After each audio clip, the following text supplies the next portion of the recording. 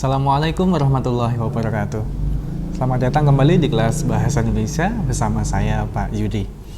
Pada pertemuan kali ini kita akan mempelajari yaitu materi mengenai proposal. Kajian esensialnya adalah pertama 3.13, nantinya kalian akan menganalisis isi, sistematika, dan juga kebahasaan suatu proposal. Jadi kita akan fokus kepada sistematika dan juga kebahasaan suatu proposal. KD selanjutnya adalah 4.13, yaitu merancang sebuah proposal karya ilmiah dengan memperhatikan informasi, tujuan, dan esensi karya ilmiah yang diperlukan. Fokus kita nanti adalah bagaimana kita menyusun sebuah proposal karya ilmiah. Selanjutnya, apa itu proposal? Proposal adalah teks yang berupa permintaan kepada seseorang atau suatu lembaga untuk melakukan suatu kegiatan ataupun penelitian. Dalam hal ini, sebenarnya proposal ini bisa berupa kegiatan, proposal kegiatan itu sendiri, ataupun juga memang bisa pula berupa kegiatan penelitian. Struktur ataupun sistematika proposal. Tiap proposal itu mempunyai struktur yang bermacam-macam, tergantung dari jenis kegiatan yang diusulkannya. Dalam beberapa aspek, ada proposal penelitian ini tentu juga nantinya akan berbeda dengan proposal kegiatan dalam masyarakat. Secara umum, berikut bagian-bagian proposal. Pertama adalah latar belakang. Dalam bagian ini nantinya akan dikemukakan tentang kejadian, keadaan, atau hal yang melatar belakangi pentingnya dilaksanakan suatu penelitian ataupun kegiatan. Jadi kita harus penting bisa mengungkapkan alasan mengapa kita harus melakukan sebuah penelitian ataupun kegiatan ini. Kedua adalah masalah dan tujuan. Secara rinci dan spesifik kita perlu menyebutkan masalah dan tujuan-tujuan kegiatan. Rumuskanlah tujuan-tujuan itu dengan rasional dan persuasif sehingga yang membacanya tertarik pada tujuan-tujuan tersebut. Ketiga adalah ruang lingkup kegiatan. Kegiatan yang diusulkan harus dijelaskan batas-batasnya. Jadi kalau nanti ada banyak kegiatannya, nanti kita coba membuat batasannya berupa apa saja. Jadi nanti kita akan bisa fokus. Tentu ada manfaat dari itu semua. Manfaat yang pertama adalah kita dapat lebih terlihat oleh pengusul duduk persoalan dari kegiatan yang akan dilakukannya. Manfaat kedua, bagi penerima usul, nantinya suatu deskripsi yang konkret dan jelas akan lebih mudah pula untuk dilihat kebaikan dan juga kelemahannya. Ini penting agar nanti semuanya menjadi jelas. Keempat adalah kerangka teoritis dan juga hipotesis atau bisa kita sebut jawaban yang nantinya perlu dibuktikan. Yaitu dikemukakannya telaah ataupun kajian terhadap teori atau hasil-hasil penelitian sebelumnya yang berkaitan dengan masalah yang dirumuskan. Dan telah itu bisa berupa perbandingan ataupun perbedaan dan juga peletakan teori-teori itu pada masalah yang akan diteliti. Inilah isi dari kerangka teoritis dan juga hipotesis. Kelima adalah metode. Nah, di bagian ini nantinya akan dikemukakan metode. Apa itu metode? Adalah cara kegiatan yang akan dilaksanakan, termasuk nanti teknik-teknik pengumpulan data. Kemudian misalnya metode yang akan kita gunakan adalah metode historis, deskriptif, ataupun eksperimental. Kemudian dalam metode juga dijelaskan mengenai teknik pengumpulan data. Misalnya nantinya kita menggunakan teknik angket atau kuesioner, wawancara, observasi, studi pustaka, ataupun tes. Dalam bagian ini harus juga dikemukakan rencana pengolahan data yang diperlukan. Untuk lebih jelasnya, apa itu metode historis? Metode historis adalah proses menguji dan menganalisis secara kritis rekaman dan peninggalan masa lampau dan menuliskan hasilnya berdasarkan fakta yang telah diperoleh yang disebut dengan historiografi. Ini menurut Gottsack pada tahun 1986. Itulah metode historis. Kemudian, apa itu metode penilaian deskriptif? Metode penelitian deskriptif bertujuan untuk mendeskripsikan, menjelaskan, dan memvalidasi atau mencocokkan kebenaran dari fenomena sosial yang menjadi objek penelitian. Metode eksperimen menurut Kroestiah adalah suatu cara mengajar di mana siswa melakukan suatu percobaan tentang suatu hal, mengamati prosesnya, serta menulis hasil percobaannya. Kemudian hasil pengamatan itu disampaikan ke kelas dan nantinya akan dievaluasi oleh guru. Keenam adalah pelaksana kegiatan. Penting mencantumkan susunan personalia ataupun panitia dari badan yang menyampaikan proposal tersebut. Tentu hal ini agar menjadi jelas, dan jika perlu maka kita bisa melengkapi dengan pendidikan dan juga keahlian dari mereka. Contohnya, apabila kegiatan itu berupa pengecatan jalan desa, tentunya yang dikemukakan adalah susunan kepanitiaannya, termasuk pihak-pihak yang bertanggung jawab terhadap kegiatan itu. Jika dalam proposal penelitian, misalnya untuk skripsi, tesis, ataupun disertasi, pelaksana kegiatan nantinya tidak perlu dikemukakan, karena tentu sudah jelas, yaitu mahasiswa itu sendiri. Ketujuh adalah fasilitas.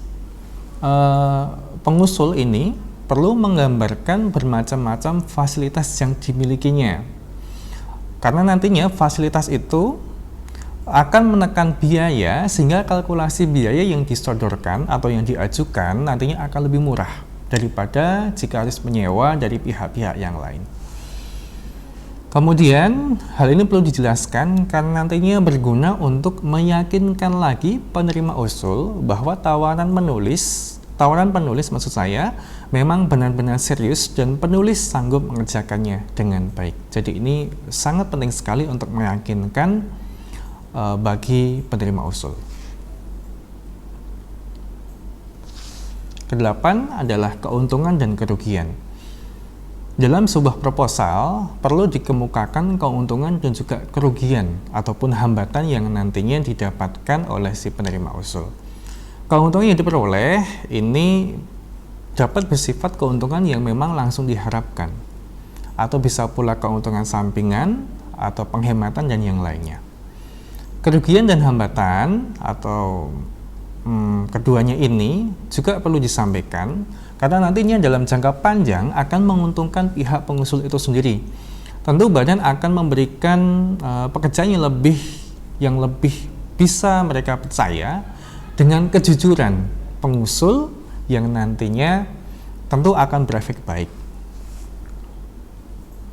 Kesembilan adalah lama waktu.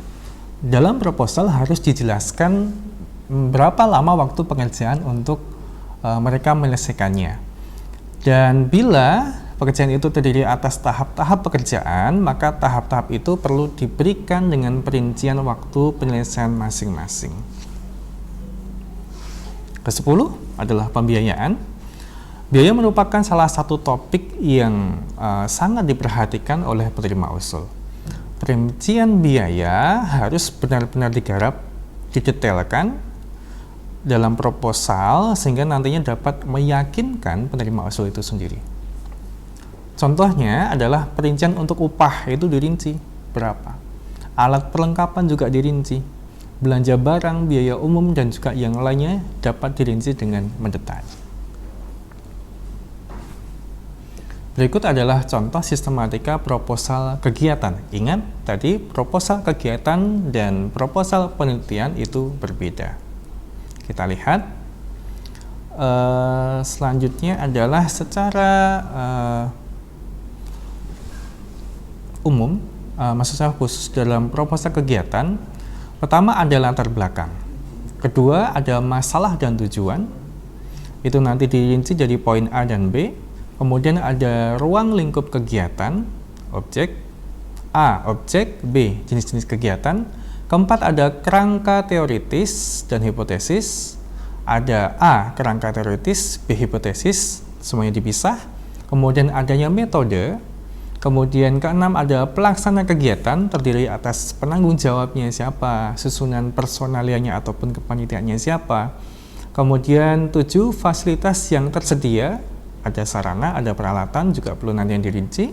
Kemudian ada keuntungan dan kerugian, dipisah poin A dan B.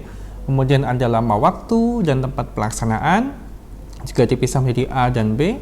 Kemudian yang tidak kalah penting adalah anggaran biaya, kemudian daftar pustaka, dan diakhiri dengan lampiran-lampiran. Berikut adalah sistematika proposal penelitian. Pertama ada latar belakang masalah. Kedua ada perumusan masalah. Ketiga ada tujuan penelitian.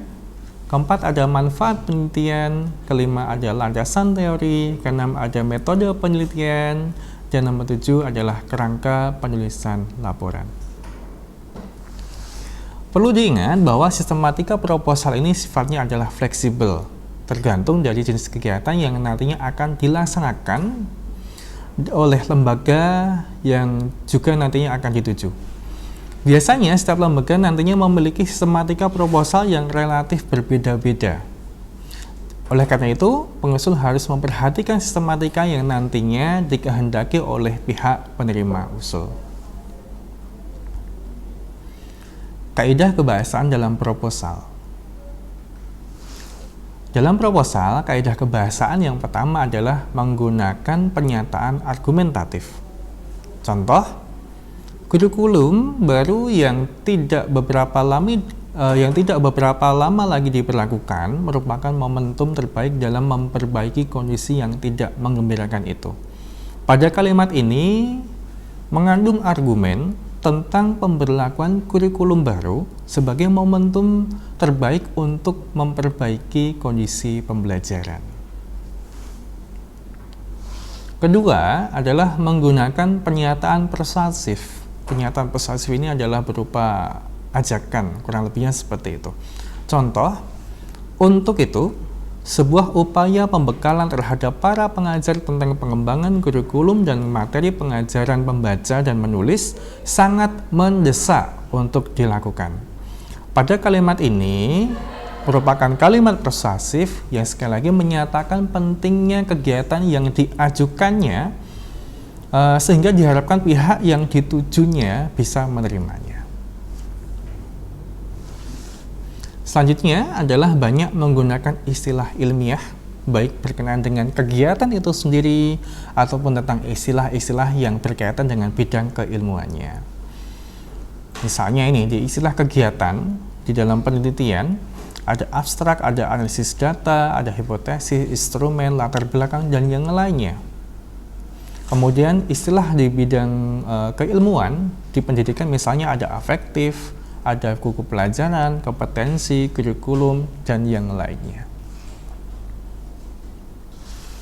Selanjutnya, banyak menggunakan kata kerja tindakan yang menyatakan langkah-langkah kegiatan atau metode penelitian. Misalnya adalah berlatih, membaca, mengisi, mencampurkan. Ini semua adalah tindakan, kata kerja tindakan. Ketiga, menggunakan kata-kata yang menyatakan pendefinisian. Pengertian lah begitu. Ada tandanya, ditandai oleh kata merupakan, adalah, yakni, yaitu, ialah misalnya. Kemudian menggunakan kata-kata yang bermakna perincian, dirinci, didetailkan. Seperti contohnya ada selain itu, pertama, kedua, ketiga. Kemudian kelima, menggunakan kata-kata yang bersifat keakanan. Contohnya akan, diharapkan, direncanakan. Dan hal ini sesuai dengan sifat proposal itu sendiri sebagai suatu usulan atau rencana atau rancangan program kegiatan. Karena menggunakan kata-kata bermakna lugas, denotatif sesungguhnya. Ini penting guna menghindari kesalahan pemahaman antara pihak pengusul dengan pihak yang dituju atau penerima proposalnya. Selanjutnya adalah menyusun proposal. Penyusunan proposal bisa dilakukan melalui observasi lapangan atau membaca dari literatur. Kemudian bagaimana caranya? Awali dengan melakukan analisis terhadap suatu masalah atau kebutuhan di lapangan. Ada 3 cara mengumpulkan data dan fakta yang menjadi pusat penelitian proposal. Pertama adalah observasi langsung, kita melakukan pengamatan langsung. Yang B adalah melakukan wawancara dengan narasumber, atau yang C bisa melalui penyebaran angket. Kedua, membaca berbagai literatur untuk memperkuat temuan-temuan dari lapangan itu sendiri. Literatur juga berperan sebagai rujukan atas bermasalah atau tidaknya temuan-temuan lapangan itu. Maka penting sekali untuk membaca literatur. Ketiga, kembangkan temuan-temuan itu ke dalam sebuah proposal yang lengkap, jelas, dan menarik. Apa yang dimaksud dengan lengkap, jelas, dan menarik? Mari kita bahas bersama-sama. Yang pertama adalah lengkap. Ini maksudnya adalah harus memperhatikan kelengkapan bagian-bagian proposal. Mulai dari latar belakang sampai nantinya di bagian daftar pustaka. Juga diperhatikan lampiran-lampiran yang perlu disertakan. Untuk itu, kembali kita harus memahami struktur proposal itu sendiri. Yang kedua, yang dimaksud dengan jelas adalah kita harus memperhatikan kaidah-kaidah kebahasaan yang lazim digunakan untuk proposal, sehingga proposal yang kamu buat itu mudah dipahami oleh pembacanya. Ketiga adalah menarik. Perhatikan teknik penyajiannya, tata letaknya, ilustrasi, pemilihan jenis huruf, spasi, dan yang lainnya, sehingga nantinya penerima usul tertarik untuk membacanya. Dengan demikian, ini nanti semua akan membantu pula dalam proses pengesahan proposal tersebut. Terima kasih. Hari ini cukup. Semoga bermanfaat. Wassalamualaikum warahmatullahi wabarakatuh.